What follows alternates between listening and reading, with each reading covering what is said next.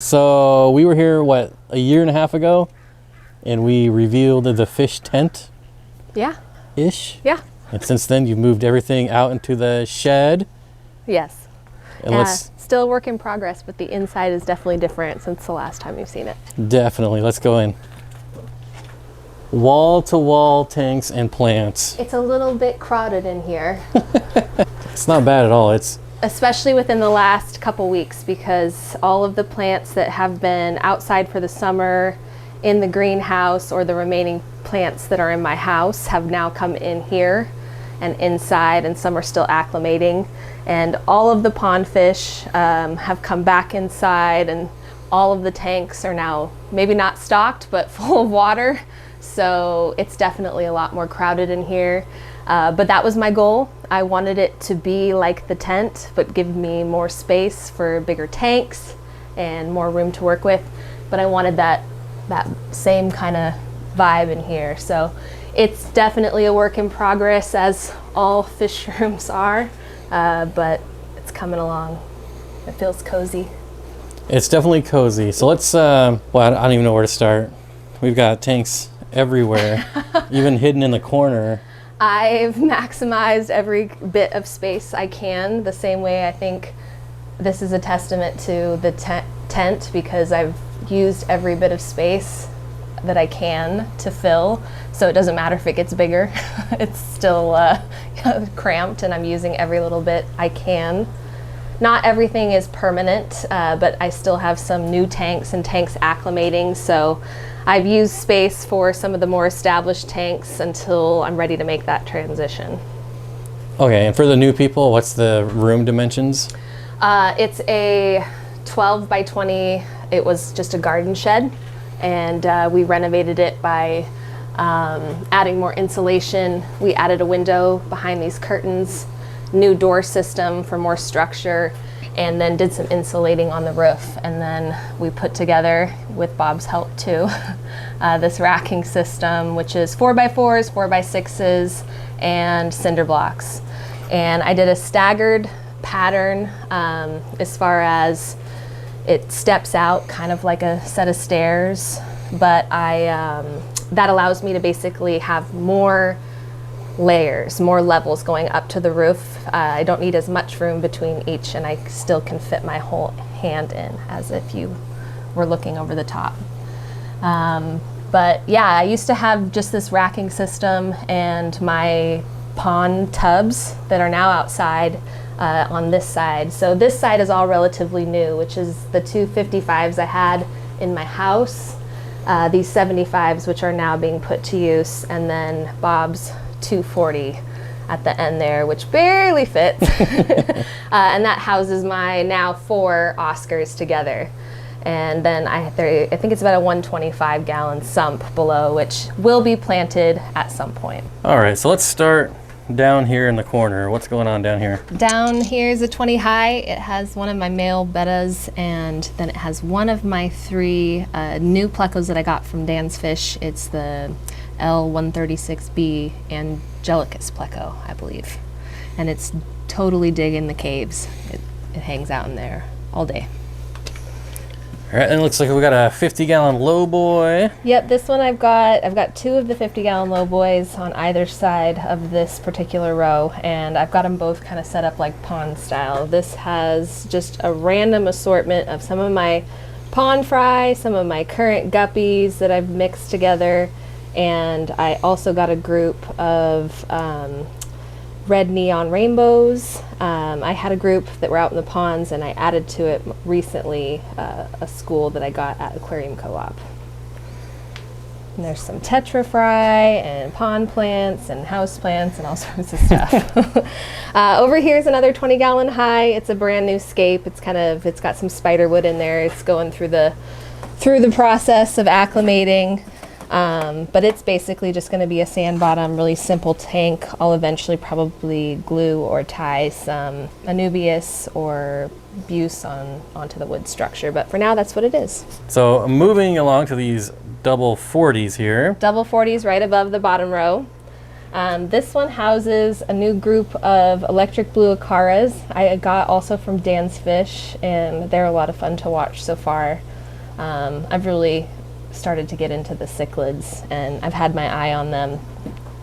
And then I've got a group of bronze Venezuelan corridoras, and there's a bushy nose pleco in there, and then one male betta. One male betta. And everybody got a little bit of zucchini on a weight the other yesterday, so you'll see a little bit of that over there. They get a little bit spooked. They love to eat. How many do you got? I got 10. Moving along. Moving over here is a hodgepodge community. It's kind of a wild tank. I've never really planted the plants, and they just kind of go all over the place. But it houses a lot of porkchap rasboras, a small school that I had, and then when Bob moved, I took in a lot of fish from his 125, and so a good majority of them have ended up in here, and it's really worked out. So I've got a group of Goiter River rainbows. There's 6 of them in there, a couple really pretty dominant males. I also have a betta sorority females. I've got 5 females in here, and they've been in here. This was their tank before it was anyone else's for a couple years now. So they're pretty old, but I believe they're sisters, and they chose to be together. They jumped out of their little things, and they've worked well.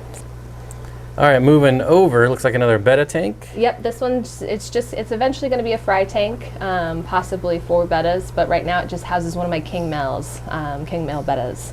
These are newer scapes. I've got 4 of the 10 gallons on this row, and I did 2 in kind of just a regular planted scape and 2 at a blackwater, and this one happens to be just a regular scape. So stole a couple of plants from the 40 breeder below, and I use the terracotta pots as little hides and sponge filter, and yeah, this guy's doing good. And then we have this nice little new blackwater tank. Yes, they're very new, so they're very murky. I actually did a water change yesterday, and it's just already coming back. But I put a lot of tannins in there. I don't have anything in there, and I don't plan to put anything in there for a little while. But eventually, yeah, I would like to really focus on some blackwater species. All right, so moving up, it looks like we've got some more gudgeons. These ones are the purple spotted gudgeon. These ones I got from Bob. These ones I accidentally almost killed when I was trying to help him move, and I've nursed him back to health, and they're doing pretty good. There's definitely one dominant one, and I don't know actually if they're male or female, but the dominant one picked on the little one for a little while, and they've kind of reestablished and are doing pretty well. All right, moving down the row. So these were actually, these ones are the panda guppies. It's just a big group of them. What are they now? They are still panda guppies, but what I was meaning is they were out in my tubs. So I've just recently brought excuse me. Sorry, I tapped the glass. Brought them in from the tubs for the winter. And there's a whole bunch of fry, little ones growing up, lots of adults, really pretty looking females. This light doesn't do them justice. It kind of washes them out. They're just kind of living it up in here. So far, everyone's made the transition well from outside to inside. I always worry with the temperature, but we kind of did it slowly. And yeah, doing well. Moving along. Over here, these are my diamond tetras. I've got a group of about 20 of them. And I thought these guys would come in smaller, but they came in really big, and they've really started to color out and get their finnage in, and just kind of a random assortment of plants. And then I have one male betta up at the top. Oh yeah, there he is. Yeah, and I really kind of base it depending on the individual betta. I observe them in the tank and see how they do, and if it's not a betta match for those particular fish, I'll swap it out. This guy has And you'll find them a betta match? A betta match. I'll put him in a betta tank with a betta match. This guy's done really well since the very beginning. All right, so moving along to the middle section here. What do we have on top? I've got my group of crystal red shrimp, which I got from you, and they've done really awesome. I think you really grew them out and acclimated them to kind of our area, and so they've transitioned really well, and they've multiplied. I think we started with about 6, and I counted last night. We're up to at least 26 that I can see, so nice. They're booming. And yeah, the one jumped ship and is now down in the 29 below. So I've got the 3 staggered 29-gallon tanks right here. So moving down, we've got the 29-gallon. I've got the 3 staggered 29 gallons. And this one at the top has my emerald eye rasboras, which those are the ones I would like to move into the blackwater setup because I think their eyes would really pop. And then a pair of Opisthocockatoides. This one is actually a quadruple red. He's got the red on all of his fins and Ooh, look what I see. a red bristle nose. I actually connected with one of my customers at work who is very local and breeds plecos, and so I've got my first batch of bristle nose from him and hope to get some more. Okay, moving down below. Move it down. This is a new setup. I just put in some wood that we got from our most recent aquascaping trip up in the ice caves. I've got it hold down with a rock right now, and one crystal red shrimp that jumped ship from the top shelf up there. So for now, that's just a new tank kind of getting seasoned. Down below, I've never had a working light on this tank. It houses just one of my female bettas, and I plan to kind of keep it this way with a very dull light, but just to kind of give you an idea, it's just a massive piece of spiderwood and a cool rock I found, and lots of mulm at this point. And a random cord. Random cord. Super safe electrical around here. I feel like you should put a light on there and put some fish in there. Well, I you know, put that's this just me. light on there, and then now the adapter doesn't work, so I need a plan B. Probably because it's in the tank. No, that's not that. That's not that one. All right, moving down. Up here, we're gonna hit a little bit of glare, but it looks like we've got some Congo tetras. Yes, these are another ones of my favorites. And these ones we thought were actually going to come in bigger, and they came in really tiny, but have just kind of boomed. And it is a mixed group of males and females. And they're in there with just one Malbetta. Oh, I see some Cory, so I gotta come over here. We'll switch spots. This is my group of skunk cories. I've got about 20 of them in here. I have one king Malbetta, and I've put the third of the Angelicus plecos in this tank. They're all gonna go in that 20 high. I'm just being weird. Once it's a little more seasoned. Yeah, I'm new to plecos, and it is one of my newer tanks, but it is set up for them. So the one that was seemingly holding some eggs is in there. This one is one of the new 10 gallons. Opposite side, it's got one of my king Malbettas in here.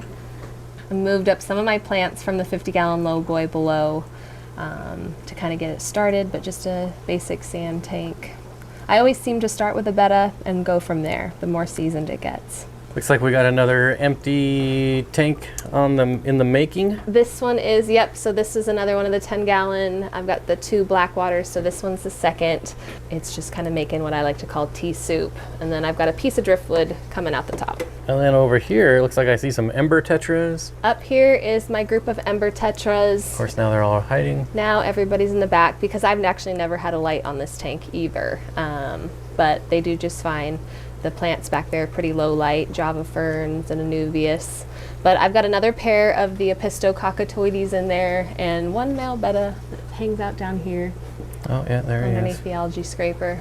There's a few that like that spot. See the male Opisto hiding back there. Yep, the female, she tends to hang back until the end. Like if I throw food in there, she's really the last to come out. These are another 240 breeders, and this one has my group of random African cichlids that I got from Bob. Mm-hmm. And the other one's empty, so we're not showing it. Yep, not much going over there. But this one I've really kind of grown to love the African cichlids, which I was afraid of. They kind of hide until you put food. We'll see if we can get a few to come out. And there's a few females of the one particular group in the back that are holding. So they'll usually pop their head out. Which I believe is Cynotilapia something, but it's the Lion's Cove? I don't know. I'll put the name on it like right here. Yeah. Lion's Cove Afra something is the common or the collection area. What he said. I definitely am new to the African cichlids. I was a little bit hesitant to try, but they've done really well here, and I've really kind of grown to love them, especially one in particular. More food. More food, please. There's one in there that's a real boss. We'll see if he can come out. Yeah, they're not used to the light on either, but just random stuff in there for them to kind of have a territory for now, and then they'll get upgraded eventually. Moving on, so this is my second 50-gallon lowboy, and I've thrown kind of just all my excess plants in there or new plant orders I've gotten, and then some houseplant starts. And then it's my fish that came from the tubs. The other ones, I've got my white cloud mountain minnows, a few rosy barbs, and lots of pond snails, a few cherry red shrimp that survived the pond season, and a couple more of those plecos.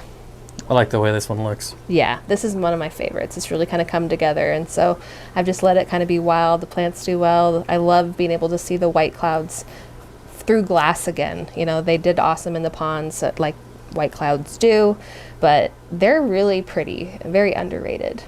So I'm glad to see them, and the barbs. All right, so we got one more on this side of the room. Yeah, there is some more tucked in the corner over there, but this one is all of my little angelfish. It's just a mixed group I got of a couple different kinds. Eventually they're gonna go kind of in their own tanks, maybe a couple pairs.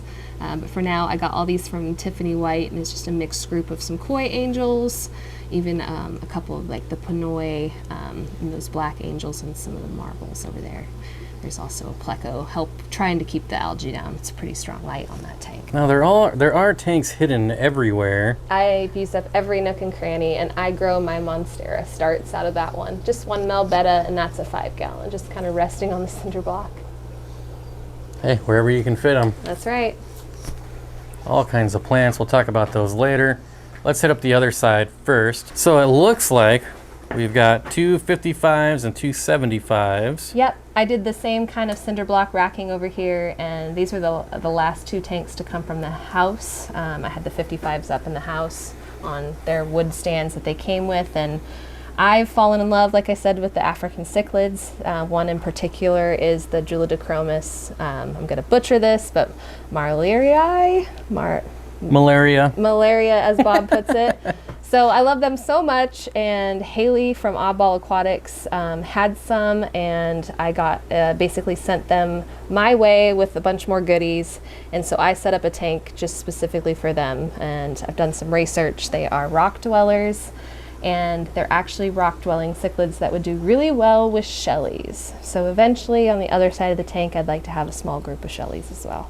Yeah, shout out to Aquatic Arts, send more shellies, or send some shellies. Oh, these guys are awesome. I'm so thankful for even getting the opportunity to kind of broaden that particular species, because like I said, I've really grown to love it.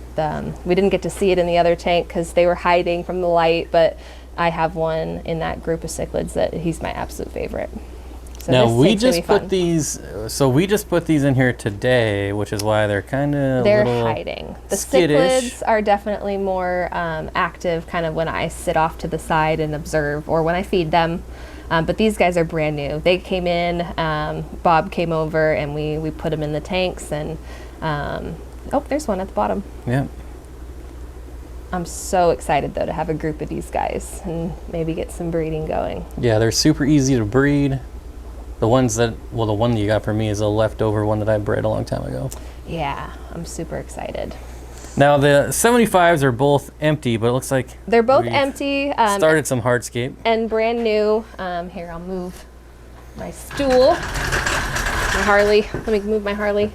Bottoms are 75 gallons, so I've got some substrate in them and just some basic kind of rocks holding down driftwood right now. But I found this on when we went hiking, and I will. Sorry to interrupt. That's okay. Link that video so you guys can watch. Yes. Danny fall in the water. I went nuts trying to carry all this stuff back across the water, and I almost lost my life. We had to ford a river. I carried a lot of driftwood and rocks across the river.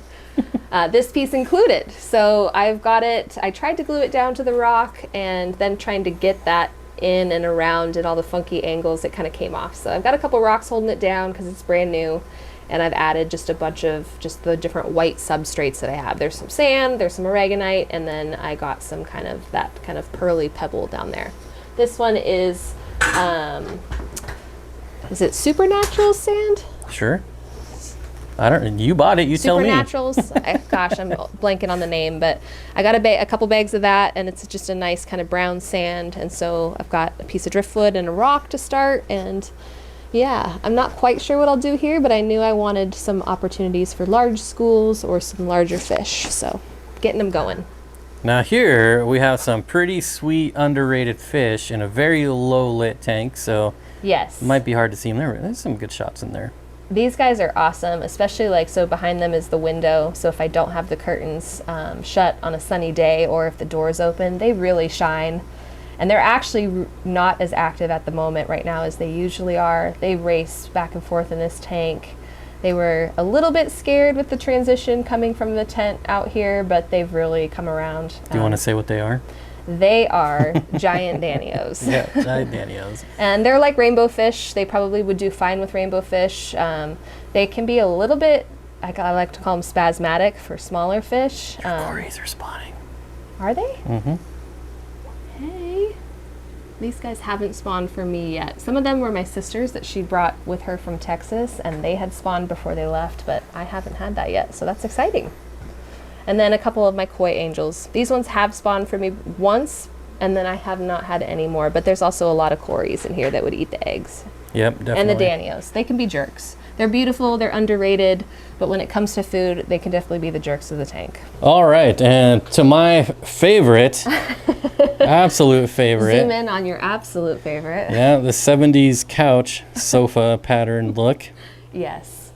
The water dog, the Oscars. So it doesn't look like an 8-foot tank with all these plants, but it's 2 by 2 by 8 feet. Yes.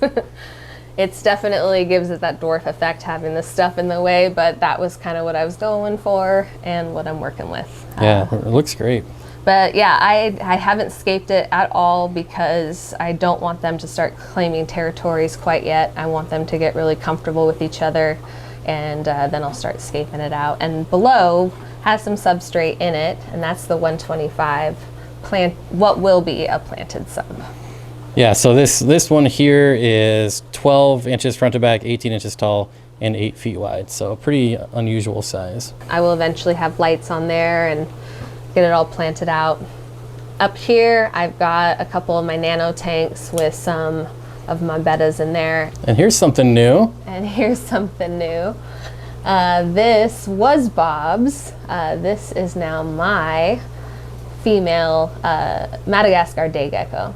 Giant Day gecko. And she is giant. She hangs out more when it's just me in here, which is a huge win because she's very shy. But I've given her a nice light, and we're getting ready to upgrade her to a bigger setup, actually, hopefully after this video. I mean, I can sweet she's talk the host. pretty much, you're the host. It's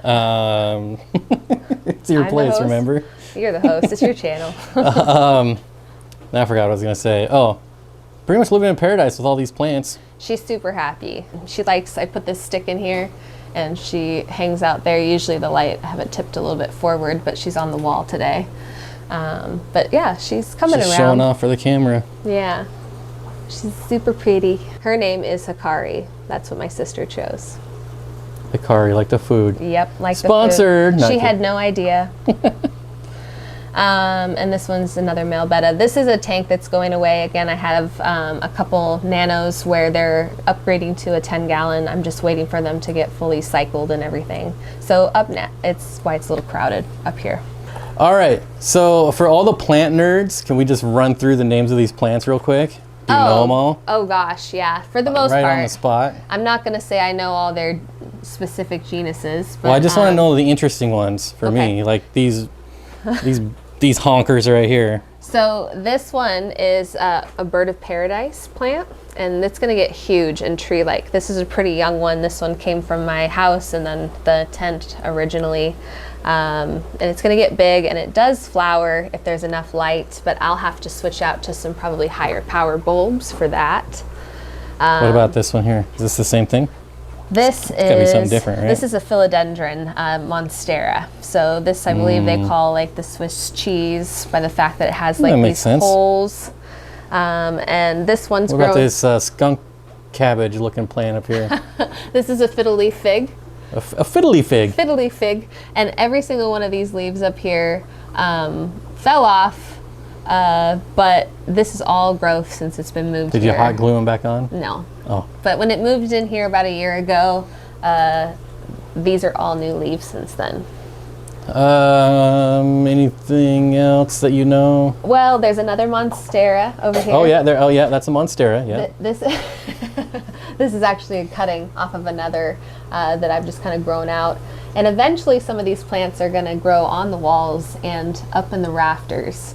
So for now it's a lot of potted plants in here, but eventually it'll be more just about the plants themselves, like the 3 of these back here in the corner.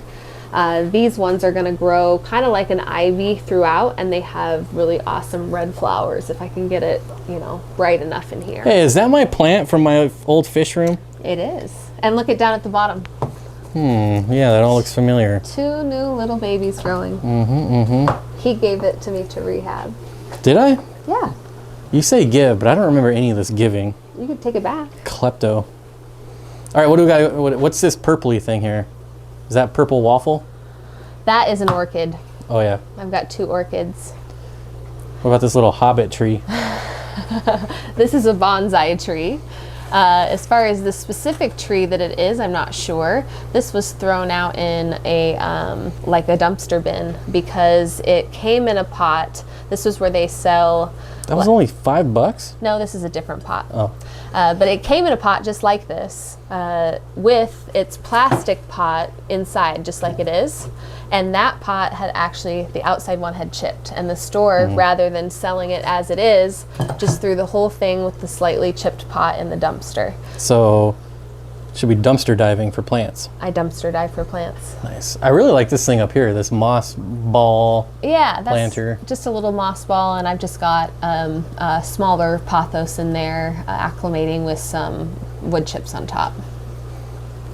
Oh, what about this thing? This is a banana plant. This one I had outside for the summer, and it definitely has had some wear to its older leaves, but actually these couple leaves are since it's moved in here. Oh, it looks like another monstera. That's the one that was growing out of the angel tank, and it was a cutting off of one of the other monsteras. They grow like weeds. Oh, another Swiss cheeser up here. Yeah. Different variety, but it gives you that pattern for sure. And this is like some sort of they call these mother's tongue or snake plant. Or I was gonna say snake plant. Yeah. And what's this red thing? This is oh gosh, I can't remember the name of it, but it's actually an annual plant, and it's typically sold. You can have them as an indoor house plant or as a potted plant outside. And I'm just attempting to see if I can keep it going inside. And this is a St. John's wort that's growing on the outside. And this is the biggest one of these I've ever seen. I don't know what it is, but I used to have one in my terrarium. Yeah, this one's pretty cool. This one is, when you're on the spot, you can never remember the names. Somebody will know. Please leave it in the comments. Yeah, it's pretty common. Like, even I've kept this plant. I want to call it a purple oxalis, but that's totally wrong. I've never been able to keep it growing. I've call it the purple octopus. I always keep it, take cuttings off of other people's plants, and have never been able to keep it going. So this is my best attempt. It's another one that was thrown out in the dumpster because it had just burned from the sun. What's this dead thing right here? Sphagnum moss? This is a moss. I think they call it like a Spanish moss. I think it's old lady moss. And it's basically of a similar family to kind of like these air plants here. So I just miss them for the most part. Interesting. Yeah. I think everything else is pretty much just pothos and there's some Hoyas. Some ferns, some Hoyas. There's some peperonias. There's lots of ferns. Pepperoni.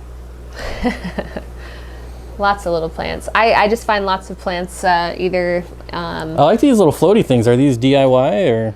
No, these, well, kind of. They, I bought them, I think, off of Amazon. It was just a 3-pack of, basically that's what they're advertised for, is floating planters. And then I got these at clearance at a co-op because they were really dried out and dying, and added a few cuttings of a plant I have going outside.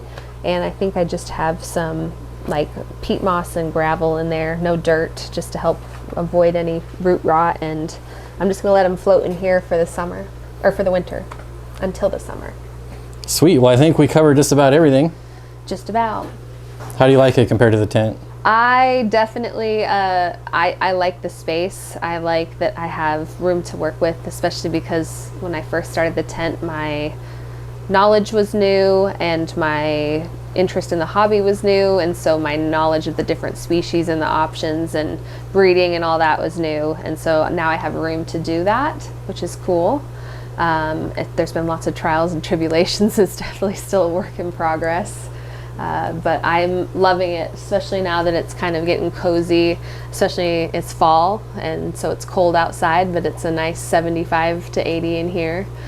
And I'm getting to play with my fish again, now that kind of some of the bulk of the work is over. I still need to put together my water system and finish my drainage. That's my manifold there. And then I tucked down here between the plants, I have basically kind of drainage ports that run underneath the bottom and out the back of the shed. So that's still to come, and obviously the new tanks are still to be done. I think all the tanks are still a work in progress. Some new, some old, some being redone. But for the most part, all the fish are happy. Everybody's pretty healthy, and we've all acclimated to the space, I think, pretty well, and so I'm excited for upcoming projects. All right, well, thanks. If anyone has questions, leave them down below, and you'll try to answer them, or I will. Yes, I will try to answer.